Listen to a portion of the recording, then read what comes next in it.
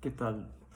Bueno, pues yo voy a hablar sobre la caída del muro de Berlín y la reunificación alemana y sobre algunos aspectos culturales, sociales, artísticos, remontándonos a una época un poquito más atrás, hablando sobre la Guerra Fría. La Guerra Fría fue una competencia entre civilizaciones que se incorporó en muchas dimensiones. En definitiva, fue el conflicto en el que ambos contenedores querían demostrar la superioridad de sus formas de vida. Y es ahí donde entra la dimensión específicamente cultural. Los artistas plásticos, músicos, científicos, escritores e incluso jugadores de ajedrez se convirtieron bajo ciertas circunstancias en símbolos de toda una manera de vivir. Y muchos aceptaron ese papel tratando de mostrar con su obra la superioridad del comunismo o de la democracia liberal. Esta disputa es la Guerra Fría cultural. Los políticos pueden buscar alianzas entre países, pero los artistas y los poetas pueden influir en nuestras vidas de una manera un poco más íntima. El objetivo del arte o de la propaganda quizás, o de la Guerra Fría cultural fue crear una manera no solo de pensar el mundo, sino de sentirlo. De inspirar lo que Raymond Williams llamaba los structures of feeling, que orientan a la élite cultural, y tras ellos la gente común hacia una manera de sentir el conflicto. Por dar un ejemplo concreto, la radio de Estados Unidos transmitía el jazz hacia Europa del Este, difundiéndola como una música que simbolizaba la libertad. Se hizo lo mismo con el expresionismo abstracto en las artes plásticas, argumentando de esta forma de arte era solo posible en una sociedad libre, sin el control estatal que reinaba bajo el comunismo, es decir, una disputa entre Estados Unidos y la Unión Soviética. Bueno, ahora sí, remontándonos un poco a la caída del muro de Berlín y su reunificación alemana. Tras la caída del nazismo, las potencias aliadas se repartieron Alemania y su capital por zonas de ocupación.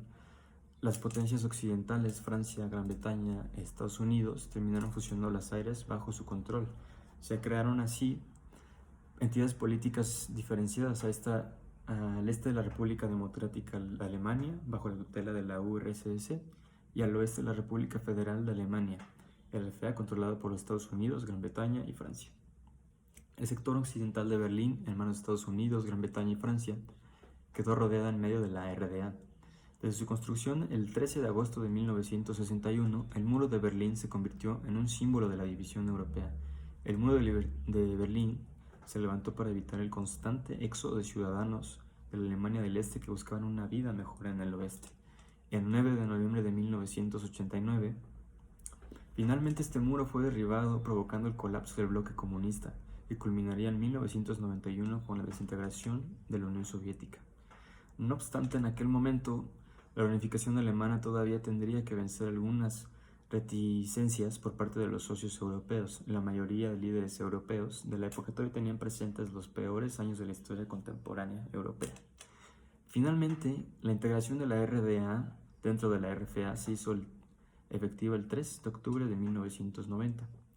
Por otro lado, la reunificación alemana supondría un shock económico no solo para los alemanes, sino para el conjunto de la economía europea, especialmente durante los años 90.